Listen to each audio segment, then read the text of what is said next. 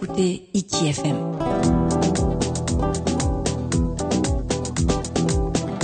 ITFM, la plus belle des radios. Yaorana et Maëva sur ITFM, chers auditeurs. Aujourd'hui, on va passer un bon moment ensemble parce qu'on reçoit un homme heureux. C'est comme ça que je te définissais, tu vois. Merci beaucoup, Valérie. Je t'en prie.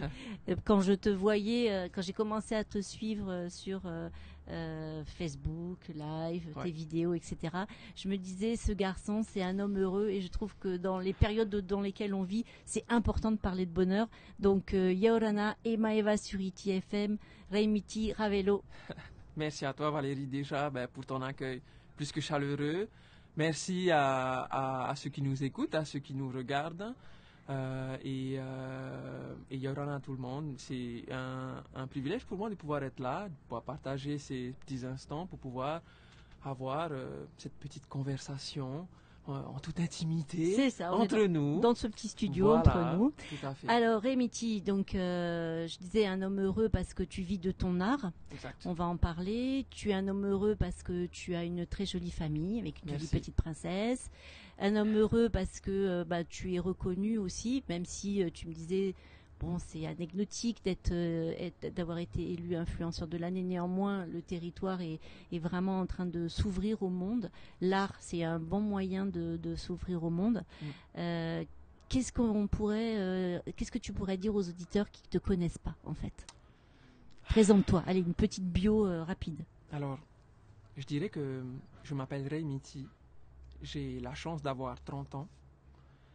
Et au jour d'aujourd'hui, ma passion à moi, c'est de pouvoir donner l'opportunité, la chance aux autres, de pouvoir exprimer l'amour infini qu'ils ont au fond d'eux et de pouvoir le retransmettre au travers d'une peinture, d'une œuvre, au travers d'une vidéo, au travers d'un événement, au travers d'un moment spécial que j'essaie de créer à chaque fois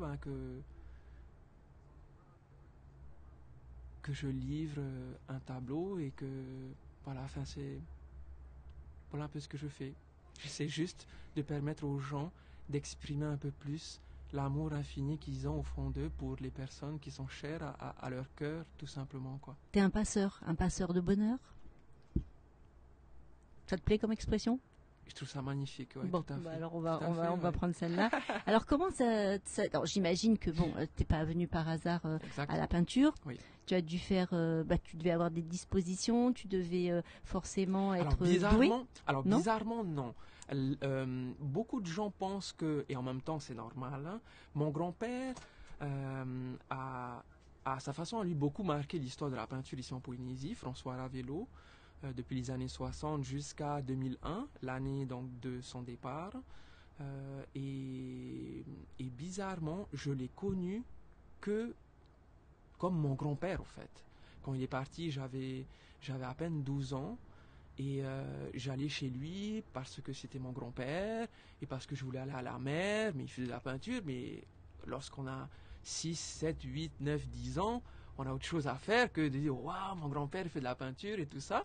Donc du coup, moi je passais mes journées chez lui, aller à la mer, aller jouer avec les copains, etc., faire des bêtises comme les enfants de cet âge-là. Et la peinture, comment ça m'est venu? Tout simplement au lycée, à l'âge de 17 ans. J'étais un post-adolescent, on va dire, assez renfermé sur lui-même. Ça se voit pas quand on voit tes vidéos. Oui, tout à fait. T'as bien Parce que du coup, moi, je trouve, et en tout cas, c'est ce que je ressens au fond de moi, c'est que la peinture, ça m'a permis de guérir des blessures qu'il y avait au fond de moi. D'accord. Pour pouvoir, premièrement, m'accepter tel que je suis et pouvoir construire ma façon d'appréhender le monde, ma façon de découvrir les autres, mon rapport aux autres, tu vois, hein? Et c'est vraiment ce qui m'a fait du bien. La découverte à 17 ans de cette pratique artistique. D'accord. Voilà. Et du coup, c'est ça qui a déterminé les études que tu as fait après? Tout à fait. Dans le sens où à 17 ans, je ne savais pas dessiner. C'est-à-dire Ah, pas du tout? Ah, du tout. D'accord. J'ai toujours détesté les cours d'art plastique au collège. J'avais un niveau vraiment médiocre. Médiocre. Et si à 17 ans tu m'avais dit, est-ce que tu peux me dessiner, je sais pas, un gars sur une pirogue ou un personnage, impossible. Impossible.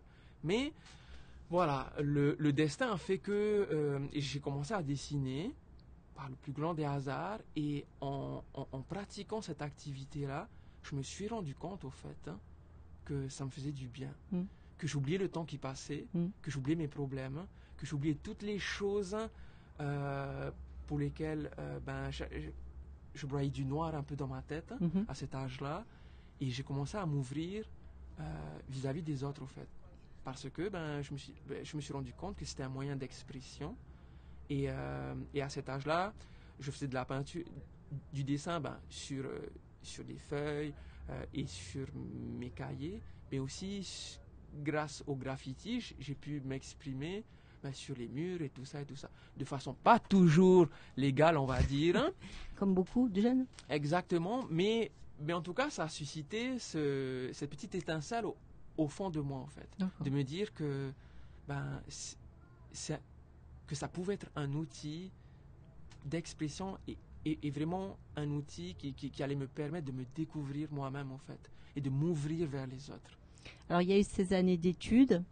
Comment on passe d'étudiant dans un art qu'on se découvre à devenir un artiste? Parce que maintenant, difficile. Oui, j'imagine, mais tu es quand même jeune. Hein. Tout à fait, ouais. T'as que 30 ans. Tu as envie. Exact. Voilà. Donc, comment on fait tac. Ça paraît, vu de l'extérieur, pas facile. Je te le dis tout de suite, je ne pense pas du tout que ce soit facile. Mais je trouve que, du coup, c'est assez... Ça a été... Même si tu l'as peut-être pas vécu comme ça... Quand on regarde de l'extérieur, on se dit quand même, à 30 ans, arriver à ce niveau-là, parce que moi, je suis pas critique d'art, mais quand même, je sais reconnaître la qualité des choses. Et voilà, comment on fait à 30 ans pour déjà en vivre? Je dirais beaucoup de travail, beaucoup de sacrifices. Parle-en ça, parce qu'il faut parler de ça aux jeunes, leur expliquer c'est quoi les sacrifices que tu as fait. Exactement. Les sacrifices, je dirais, je pense que ça part déjà de se trouver soi-même. Parce qu'il est très difficile de pouvoir faire des sacrifices au quotidien sur une longue période de temps si on n'est pas vraiment passionné par ce que l'on fait et si on ne s'est pas vraiment trouvé dans cette activité-là, au fait. Je pense que, par exemple, quelqu'un là en face qu'on peut apercevoir en train de faire du paddle sur la mer. Cette personne-là, a priori, passe un bon moment. Elle fait du paddle peut-être tous les matins parce qu'elle a la retraite ou quoi. Mais en tout cas, cette activité-là suscite chez cette personne-là des sentiments de bien-être, etc. C'est la raison pour laquelle peut-être que cette personne va pratiquer cette activité-là tous les jours pendant des années et des années. C'est ce que tu as fait? C'est exactement ce que j'ai fait. Depuis l'âge de 17 ans, j'ai commencé à peindre et à dessiner et j'ai plus jamais lâché le morceau jusqu'au jour d'aujourd'hui où, en moyenne, pour te donner un ordre d'idée, je travaille en moyenne 15 heures par jour. D'accord. Voilà. 15 heures par jour, c'est dédié véritablement aux peintures ou c'est il y a du travail de recherche, ça comprend toutes tes vidéos, tout ce que tu développes? Exactement. Oui, donc c'est vraiment un travail dans lequel il faut s'investir beaucoup. À 100%. D'accord. Et je pense que si on veut vraiment arriver à accomplir des choses extraordinaires, entre guillemets, dans sa vie et vraiment se donner à fond pour pouvoir se donner les moyens de vivre sa passion et de pouvoir créer des choses fantastiques, je pense qu'il faut vraiment y aller à 100%. Faut se donner. Exactement. C'est pas en faisant de la peinture 2 heures par jour, le mercredi après-midi, que j'aurais pu arriver là où j'en suis au jour d'aujourd'hui.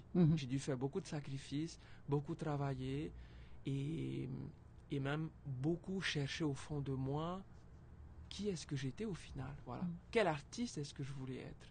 Et surtout, qu'est-ce que je voulais accomplir au travers de mon savoir-faire, parce que je trouve qu'au final, ce que j'ai réussi à faire, et c'est là où je me sens vraiment, d'une certaine façon, accompli au jour d'aujourd'hui, c'est que j'ai réussi à acquérir un savoir-faire et à le mettre au service, grâce à tous les outils que j'ai découverts sur mon chemin, à le mettre au service d'autres êtres humains pour pouvoir accomplir quelque chose de positif. Et c'est ça, moi, qui me passionne le plus au jour d'aujourd'hui dans mon activité artistique. Alors c'est vrai que tu as aussi, enfin je veux dire, tes tableaux, je pense pas qu'on puisse les confondre avec d'autres. Tu t'as vraiment trouvé un style. Merci. L'histoire justement de ce style, ça t'est venu comment? Parce que tu as une touche, comme tous les artistes, tu as une touche personnelle. Ouais. Tes tableaux sont hyper réalistes. Je ne suis pas je répète, une critique Oui, d'art, donc du coup, j'ai pas forcément toujours le vocabulaire très technique, mais qu'est-ce qui t'a amené justement à la forme de peinture sur laquelle tu es aujourd'hui? La rencontre avec les autres. D'accord. C'est reproduire, c'est comme une photo, c'est reproduire au travers de la peinture une photo d'un instant de quelqu'un. Parce que c'est super réaliste, tes peintures. Exactement. Et je dirais que mon objectif, au travers de chaque peinture, est de pouvoir mettre au service cette technique-là, qui est de pouvoir représenter un instant particulier de la vie d'une personne, ou bien un instant T d'un événement, d'une scène, etc., etc., et de pouvoir la représenter avec tout ce qu'elle représente, au fait. C'est la raison pour laquelle ce réalisme-là, il m'intéresse vraiment, en fait, parce que Tu vas au cœur de l'humain, c'est ça? Tu veux aller au cœur de l'humain. C'est vraiment mon objectif, au fait, de pouvoir retranscrire, de pouvoir avoir la sensation que lorsque je vais regarder cette œuvre-là, je puisse ressentir presque le mana, tu vois, hein? Oui, tout à fait. Quelque chose au-delà de l'image. De juste avoir une image et une photo, au fait, tu vois, hein? Et c'est la raison pour laquelle, dans ma démarche artistique, avoir une histoire derrière chaque œuvre est pour moi très importante, et c'est ce que j'essaye d'avoir le plus possible, au fait. Oui, on le voit dans les vidéos, les montages que tu fais, de la remise de ces somptueux cadeaux, parce que c'est des beaux cadeaux qui sont faits aussi aux destinataires. On sent vraiment cette humanité que je pense, bon alors on parlera 2 secondes des réseaux sociaux, etc. après, mais on sent franchement la sincérité. C'est pas dégoulinant comme le truc qui serait surjoué. On sent vraiment en fin de compte, que l'humain est de A jusqu'à Z, le fil conducteur de ce projet. Tu te nourris de ces rencontres? C'est ton carburant? Exactement. C'est ce qui me permet, moi, d'être... je dirais, c'est ce qui m'inspire. C'est ce qui m'inspire à travailler encore plus dur, chaque jour, sur chaque projet sur lequel j'ai la chance vraiment de travailler. Et je prends ça comme une mission un peu, tu vois. C'est-à-dire que quand je me lève le matin, je sais pourquoi je me lève, parce que j'ai cette mission à accomplir pour telle famille, pour telle personne, parce que en ayant fait mes... Non, vas-y. Il y a un problème? Okay. Non, pas du tout. Parce que en ayant fait ma petite enquête, lors de mon investigation et de la réalisation du projet, de la mise en place du projet, je me suis rendu compte à quel point ce papa-là était important pour cette famille, pour ses enfants, pour cette femme en particulier, et à quel point tout ce qu'ils ont pu partager avec moi, en fait, ce qu'ils espèrent au final, c'est que je réussisse à pouvoir le reproduire et à le retranscrire au travers de cet objet-là magique qu'on appelle un tableau. D'accord. Voilà. Et c'est avec cette mission-là que je me lève chaque jour, très tôt, pour pouvoir aller peindre et me donner à fond là-dedans, quoi, voilà. Alors, je voudrais que l'on vienne sur un de tes projets, et je suis désolée parce que j'ai carrément oublié le nom de ce garçon aux États-Unis. D'accord. Nick Santo. Exactement. Alors, lui, c'est quand même, bon, en dehors du fait que c'est une histoire assez hors du commun, parce Exact. que ne pas avoir de jambes et ne pas C'est ça. avoir, avoir qu'un bras, Ouais. c'est partir dans la vie avec quand même un sacré lot de difficultés. Tout à Mais fait. on voit bien que bon, il est bien entouré, il est bien soutenu, Ouais. c'est un warrior celui-là, hein, c'est un vrai véritable Aito, hein, C'est un sans guerrier. sans aucun Exactement. souci. Comment, bon, on a rapidement, hein, en résumé, comment t'es arrivé sur ce projet-là? C'est toi, j'imagine, c'est toi qui es à l'origine de la démarche, mais qu'est-ce que c'est qui t'a interpellé dans son histoire et pourquoi lui? Je pense que ça vient. Je pense que tout ça est parti du fait et de la façon dont j'utilise les réseaux sociaux, au fait. C'est-à-dire que sur Instagram, par exemple, les personnes que je suis, en règle générale, je les suis parce qu'elles m'apportent quelque chose de positif, au fait. Et chaque jour, j'essaye de me nourrir de choses qui vont pouvoir m'élever, qui vont pouvoir me construire, qui vont pouvoir m'inspirer à devenir une meilleure personne, en fait. Et naturellement, un jour, je suis tombé sur une vidéo qui a changé beaucoup de choses en moi et cette vidéo-là m'a tellement bouleversé. C'était un interview de Nick avec un présentateur américain, un entrepreneur américain qui s'appelle Ed Mylett. Et quand j'ai vu cette vidéo, j'ai eu les larmes aux yeux et je me suis dit, mince, ce mec, il est né sans jambes. Il a juste un bras et un doigt au bout de son bras et il fait tellement de choses et il se donne aucune excuse tous les jours pour pouvoir avancer et conquérir le monde entier, parce qu'au jour d'aujourd'hui, grâce à sa détermination, grâce à sa vision positive de la vie, il parcourt le monde entier. Là, il a fait une tournée en Chine pendant 1 mois où il a parlé devant des millions de personnes et je me dis, mince, comment est-ce que après avoir vu ça, moi je peux rester chez moi dans ma petite zone de confort et me dire non, c'est pas grave. Ah, c'est trop dur ce matin.